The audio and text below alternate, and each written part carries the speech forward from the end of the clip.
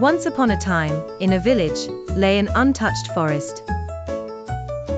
Villagers called it the Enchanted Forest, filled with magic. A brave girl, Lily, decided to explore the forest. Armed with a lantern, she entered the dense woods. The trees twisted, forming shapes that seemed alive. Soft whispers and faint lights surrounded her path. A tiny glowing creature, a fairy, appeared to Lily. The fairy, Mirabelle, explained the forest's magical protection. Mirabelle invited Lily to meet the forest's guardian. An ancient oak tree spoke with a deep, wise voice. "Lily, your courage is admirable. Help us protect the forest," it said.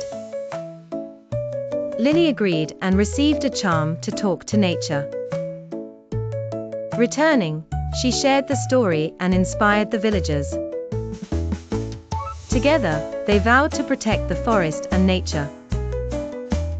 The enchanted forest thrived, with magic undisturbed.